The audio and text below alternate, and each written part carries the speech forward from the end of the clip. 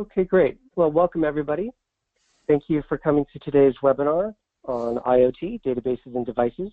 My name is John Silvers. I'm with Compose, and I'm one of the organizers for today's presentation. In a minute, I'll introduce today's speaker, DJ Walker Morgan, who is also at Compose. Today's call will be in listen-only mode. You can ask questions using the GoToWebinar panel on your screen. We'll come back at the end of the presentation to answer questions if there are any. We are recording today's webinar, and we'll send everyone who registered for it the link to the recording by the end of the week. I wanted to briefly introduce Compose for anyone who's watching who is not already a customer or who hasn't signed up for a free trial. Compose makes it easy for developers to use production-ready databases for building apps without all the hassles of managing the databases. Each database is deployed in a high-availability cluster. What our customers tell us is that with Compose, they can focus on writing apps and not managing databases. We offer Compose both as a multi-tenant hosted service on AWS, Google Cloud Platform, and SoftLayer. And we also offer Compose Enterprise, which includes all the same goodness as Compose, but multi-tenant. Which includes all the same goodness as Compose multi-tenant, but on your own AWS or GCP cloud servers. We've been around since 2010. Back then, we were called MongoHQ, and about 2 years ago, we changed our name to Compose to reflect the fact that we host other databases besides MongoDB. We currently offer 9 databases and developer services. We released MySQL about a month ago and launched PhilaDB about a week before that. Please check it out and check out all of our services. If you're new to Compose, we offer everything free for your first 30 days. Okay, and with that, we're going to go on to today's topic. Today's presenter is DJ Walker Morgan. He's the Compose's content creator. He's one of Compose's content curators and writes on many topics related to building apps on various databases. In his spare time, DJ is building his own IoT devices for a connected home. Please be sure to post any questions for DJ in the GoToWebinar questions box, and we'll get to them at the end. With that, DJ, I'm going to go ahead and pass controls over to you. And I can look completely flustered. Okay. There we go.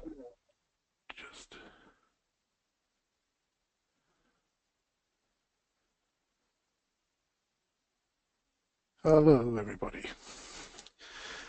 And welcome to IoT from Device to Database, a practical ramble through the process.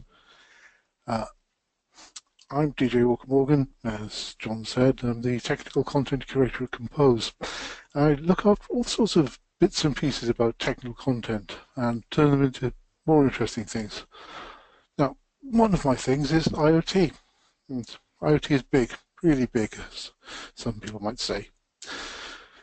What it comes down to, though, and this is the core principle, is gathering data from somewhere, getting it somewhere else efficiently. Everything else we already know about. We know about digging through data and doing analysis. So in this talk, we'll walk through a practical example of some very simple IoT, from data gathering all the way up to storing the data in the database. So let's go start at getting the data. We start with the sensor. Here's the sensor we're using. It's a tiny SI7021 sensor sitting on a small board right in front of me here. It's very neat, it's very cheap, and it talks using a protocol called I2C to other devices. And I apologize for the quality of the soldering if anybody's an electrical engineer out there. So the data starts here, it's accumulated and pushed over to a device.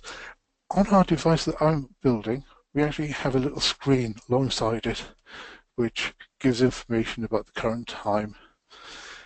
And the start of this project was actually building clocks for everybody at Compose, so they will sit on their desktops and tell them information about the ambient temperature of the company. So we had to make something that the people could look at. The brains behind this, though, is a particle photon board. We're using Wi-Fi here to get our data from the sensor to the next step of the process. This is actually a quite smart Arduino board, and one of its nice features is you can actually program it over the air. So you can pop it up out of the way, as long as it's powered. That USB connector there, that you can see on the side, that's only there for power. So let's just, we put it all together, so there's the USB coming in, and this, it looks like a little tangle. It's basically two wires actually running across between the two. We'll put all the bits and pieces of this up after the presentation online. Now then, grabbing that data from a device like that means that you need a bit of code sitting at the remote end. Here is the programming environment, and this is the build particle IDE. And this code does a couple of things. It uses a network time protocol. We're connected to Wi-Fi, why not? We use NTP to go grab the time every 15 minutes and sync up. And then we read that sensor every 5 seconds, we update the display, and we send the data to a local gateway. And we check for messages. We'll come back to that much later in the process. We can remotely flash this board through its Wi-Fi. I'm going to have a quick look here. Let's just pop up here. This is the actual IDE running in my browser right now. And the bit we're interested in is down here, where we get the humidity and temperature on this line. There we go. We update the display very carefully so we can actually see the display. And then we check if it's connected. Now, we're using a thing called MQTT here, and MQTT lets you publish data with these topic strings. So this is the compose device. It's called device 1, and here's some stats from it. And the rest of the line is actually some comma-separated data for the humidity, temperature, and time. That's all there is to it. That's a little bit of debugging, which we can ignore for the moment. Okay, once we've got that, this will do its thing. The next part is, as I mentioned, we're using MQTT. Now, MQTT is a protocol for sending small packets of data around. Technically, they can actually be very, very big packets, but most of the time it's small packets of data. And these packets get sent to an MQTT broker. And that broker then does a publish and subscribe thing where it republishes anything to anybody who's subscribed to appropriate parts of the information coming up. And it does that based on those topics. And you can put wildcards in there to make life easier. Now, for this project, we're using Mosquito. Now, Mosquito is a ubiquitous little broker because it's small, it's open source, and it's really easy to deploy. You can do that on any device and get yourself a Mosquito broker up. And it's one of the parts that we put in our gateway. Now, the gateway, I've talked to people in the past, they go, why do you want to put a gateway on your Internet of Things? Shouldn't you just talk directly to the services you want? Well, yes, you can. Just send the data straight up to the database, to a point. You see, a small device would get exposed to the rest of the Internet. So all devices would have to handle network interruptions and know about being able to keep a backlog of data. And a small device like this would find it hard work encrypting all the data to keep it safe. And finally, your database is going to have a lot more incoming connections. So we use a gateway to aggregate that information together and process it locally. And that gives us a whole bunch of different advantages over just sending it straight up the wire. So we can, for example, we're aggregating our local device connections.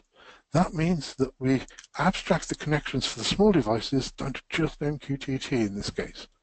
We don't have to worry when we're developing the devices what protocols we're using. We're just using one.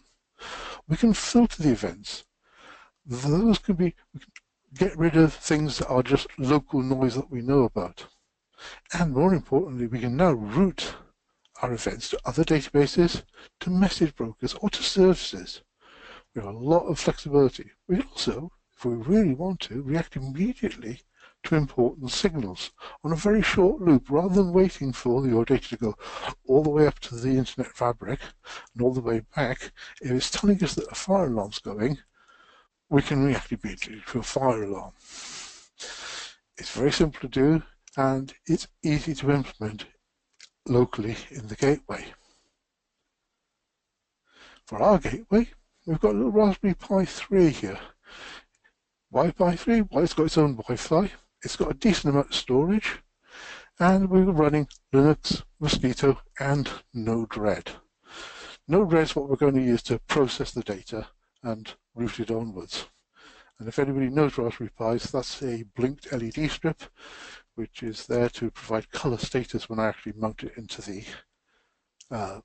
front end of the network. Right, let's have a quick look at Node-RED. This is where the fun starts.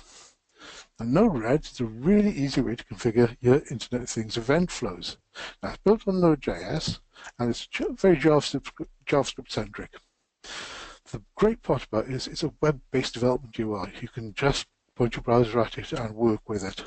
And events flow as messages between nodes. And it's best to show this because you'll get it straight away. So let's go with some live Node-RED here.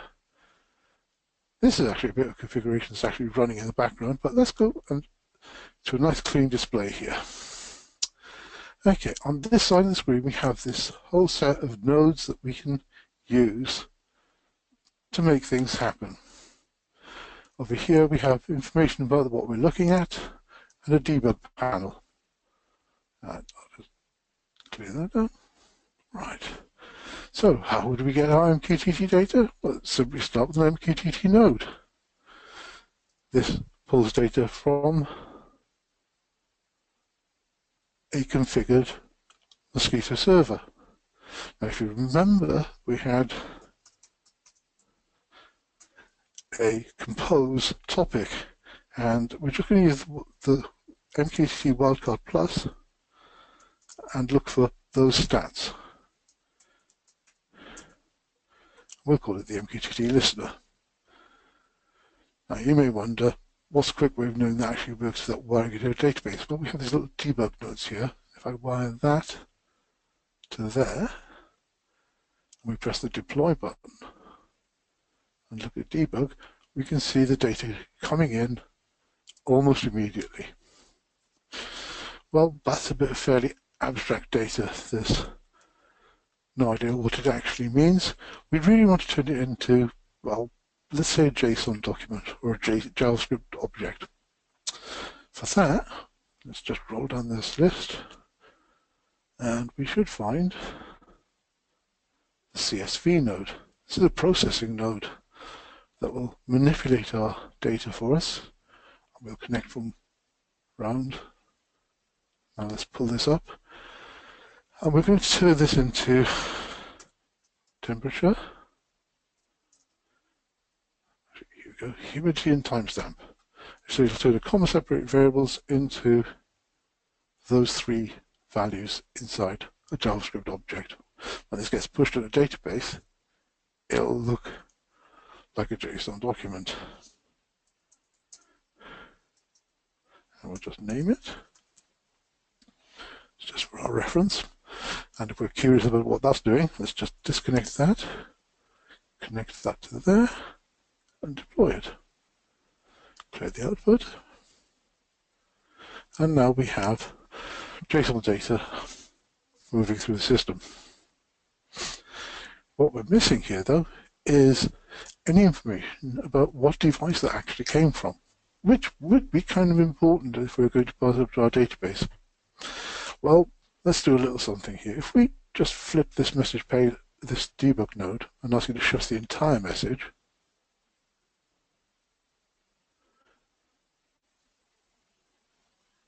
you'll see that there's actually the topic within the package. So we can write a bit of custom JavaScript to extract that. Here it is, it's a function. And let's open that up, and literally it's there just for us to fill in with a bit of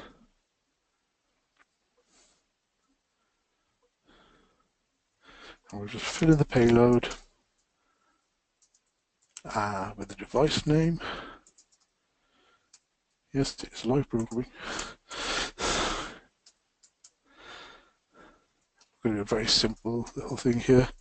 We're just going to split the topic up by the slashes and take the middle item. That's what we actually need to do. Add device name. Done. And take that off. Run that to there. And again, we'll look at the message now. Deploy. Clear our backlog. And now we can see there's a device name, device 1. So we've got our stuff named. The last part is actually getting it to the database. Well, that's not exactly hard. There are lots of Node-RED nodes for getting stuff to databases. This is a remarkably powerful one. This is the MongoDB 2 node. If we open this up, we've previously configured ourselves a database, just using a normal compose URL, MongoDB URL, username, and we'll just update that. And now this will send the JSON payload to any collection we want. So let's say we want it in our IoT samples package.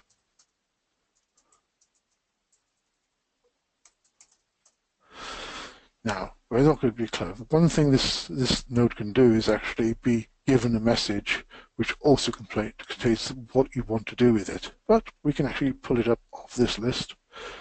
And down here is insert. So we'll do MongoDB insert. Okay, that's all in place. Press done.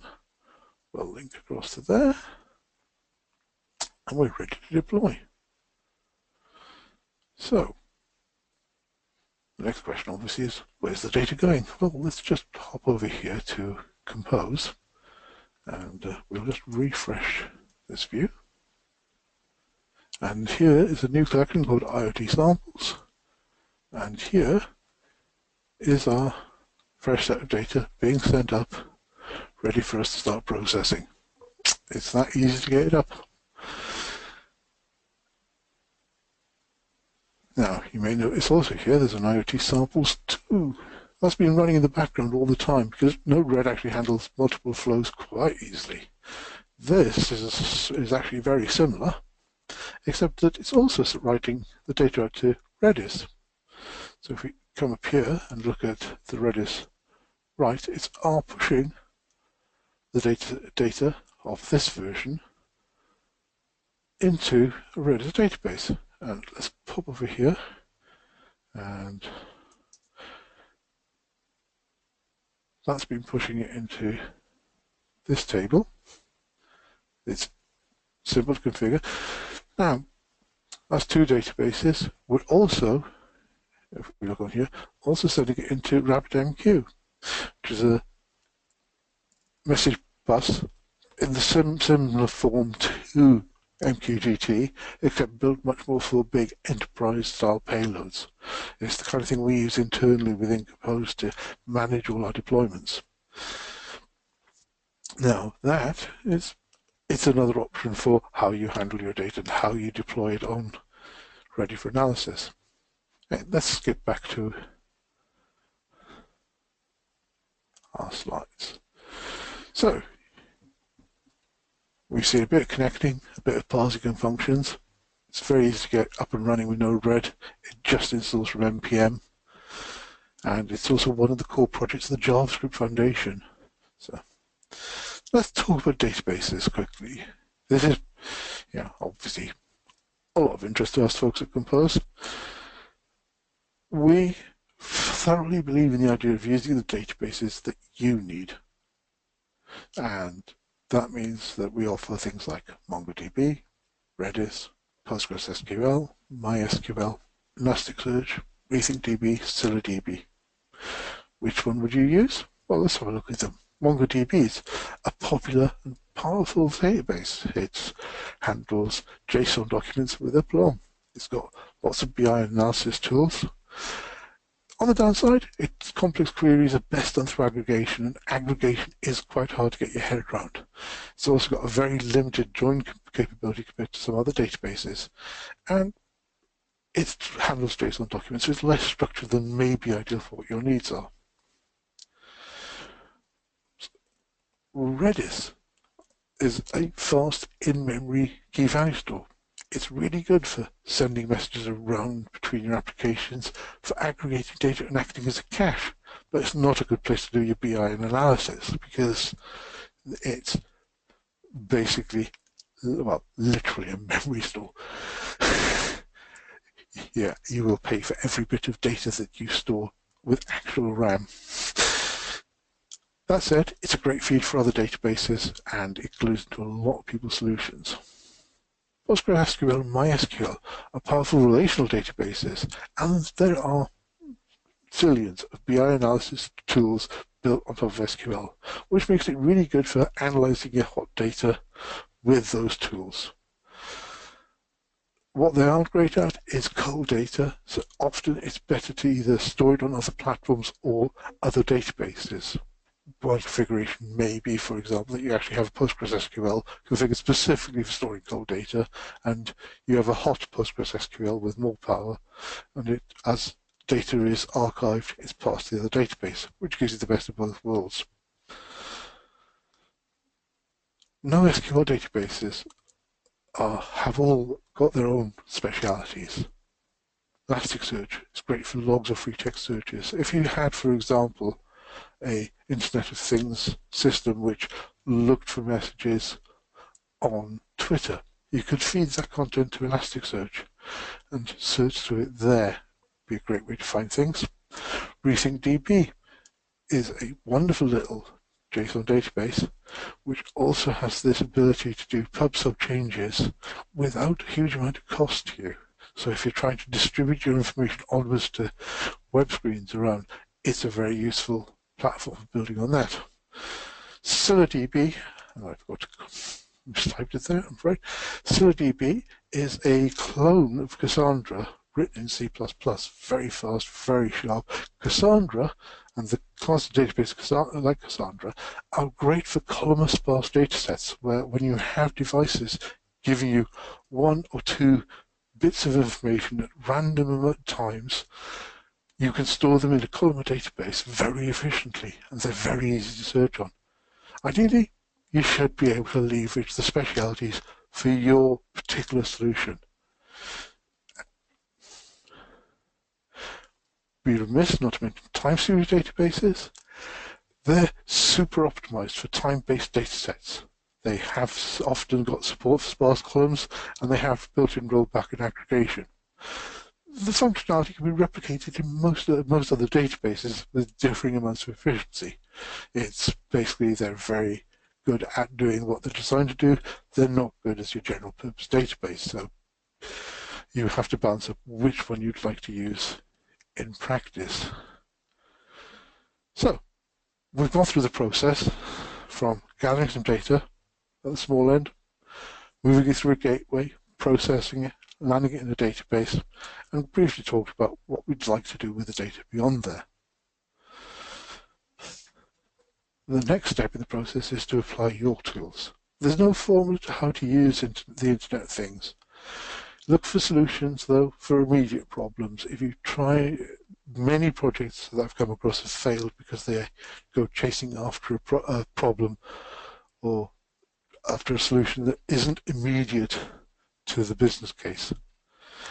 Look to scale up later with data mining and fill a data, if you've got the ability to, fill a data lake for later use with that raw data and make sure you've logged where all your data comes from.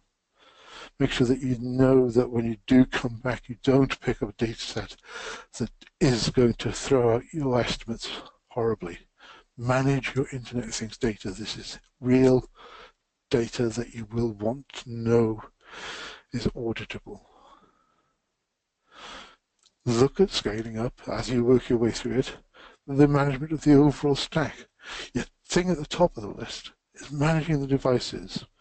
There are lots of people with lots of solutions for how to manage devices. We've gone for a very unmanaged example because that's the basic starting point. You will have lots of devices to track and manage. And things like what's an Internet of Things and some of the Eclipse stacks all offer you the ability to tag and manage your devices.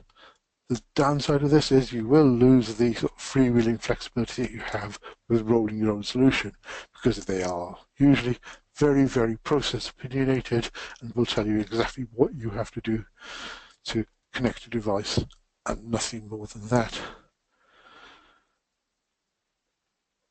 The network fabric is also something that will get scaled up as people are developing. There are people working on making meshed and fully managed gateways that can be remotely handled by the central database. This means that you can put out gateways and reconfigure them on the fly, as if you were logging into all of the Node-REDs and rewriting their rules, and push data around the organization or to new clouds and alternate destinations. People are also looking for new, simpler, more secure network fabrics where you have, for example, pulling data from the wider area networks, securing it quite early on, and holding it for you so that you don't have to be constantly connected.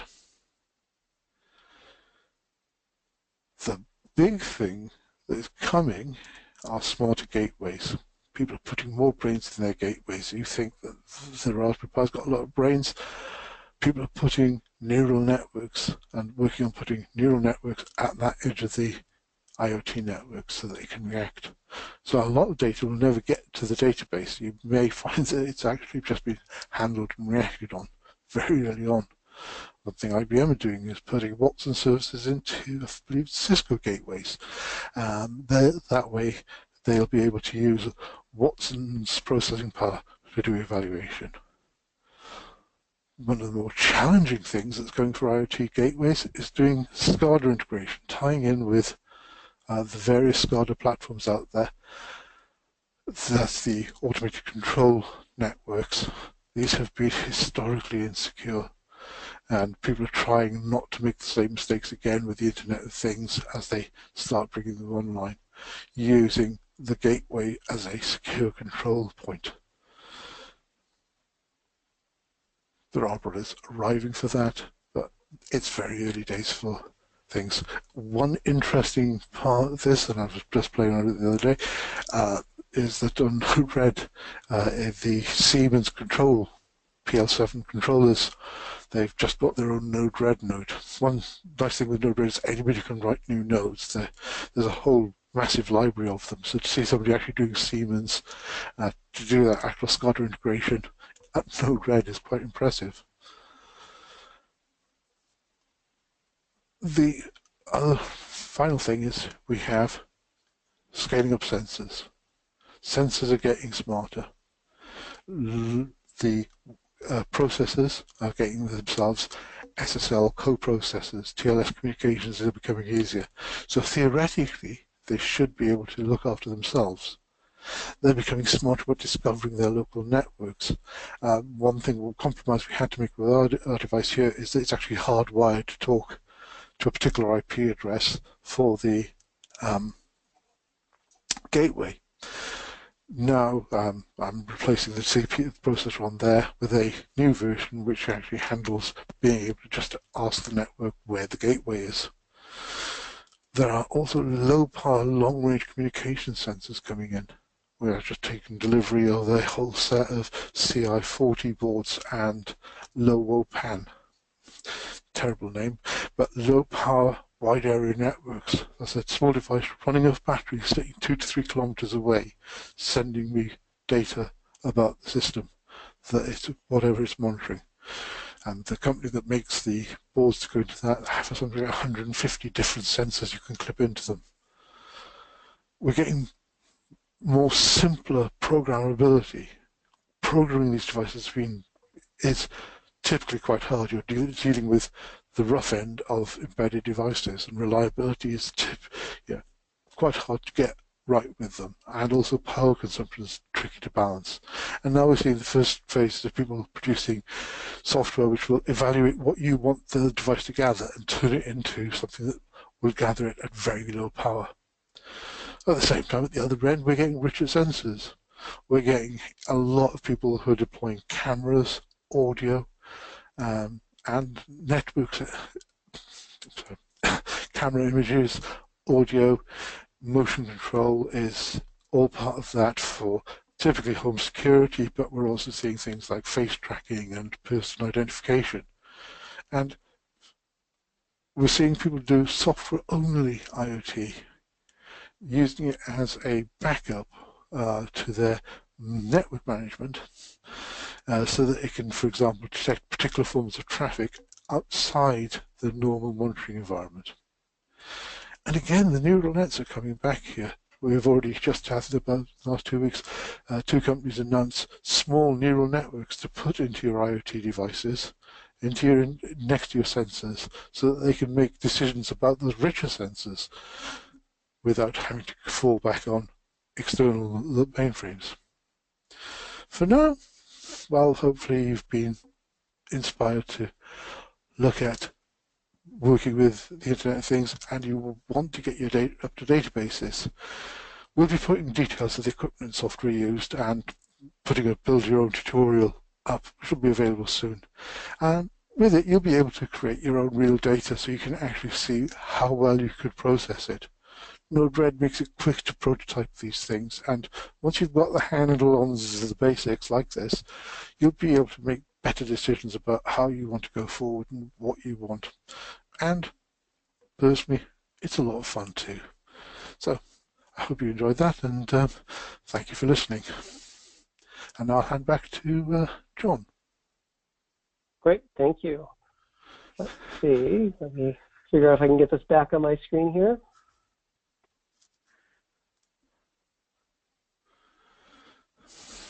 All right. Oh. All right, now if you have any questions, please submit them in the GoToWebinar panel for questions. We had one question that came in very early, which is, where can I get one of those sensors, the humidity sensors that you're using? I get mine from eBay, but you'll find them at most reasonable electronics places. And I believe, let me just do a quick, I believe Adafruit carry them. I'll just have to do a tiny check on that one because I have to check this for the US. Yes, Adafruit carry the S7021 for a whole $6.95. Okay. Great. You'll also find, you'll find most of the other bits and pieces I've used there at Adafruit. So that's not a recommendation in any way. They're just very cool people. Great. So if you haven't done so already, please do post a question in the questions field for GoToWebinar. As DJ mentioned, he will post an article more on IoT. He blogs on compose.com/articles if you'd like to follow him on IoT and other topics as well. If you have general questions for us following this webinar, you should please reach out to us at webinars@compose.com, or if you have questions for DJ specifically, you can email him at dj@compose.com. We have another question, which is, how would you do local messaging back to the device? Okay, would you like to throw me back the meeting? I can actually show you one way we Yeah, do it. let me hand that back to you. Okay, because I actually have it set up. Let's pull this up. Let's see. If we go back to the Node-RED view here, you can see one of the things I actually do here is use MQTT in the opposite direction. The sensor is actually subscribed to a channel itself. So if I look here, we have a small function which says that if the temperature is greater than 25 degrees C, which is just picked because I can easily put my finger on the sensor and go over it, announce it's warm, otherwise say it's being monitored. Once we've set that title, we then go back and publish it back into the Mosquito server. The Mosquito server holds on to it and put it into the particle build here. There's a little function here.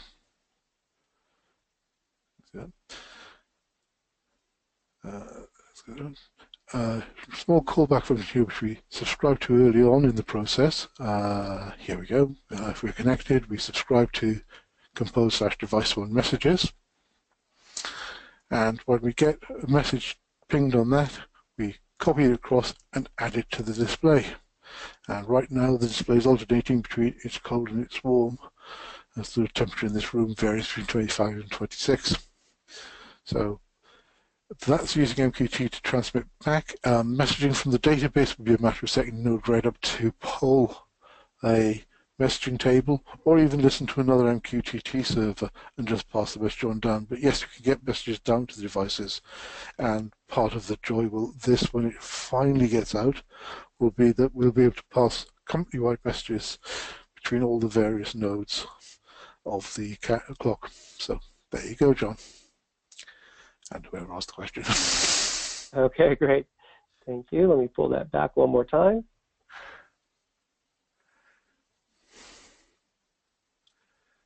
And there's no other questions, so we'll wait for 30 seconds, and then we'll end the webinar. If there's no other questions, like I said, please email DJ directly or email us at webinars@compose, and we're happy to answer anything on IoT or anything.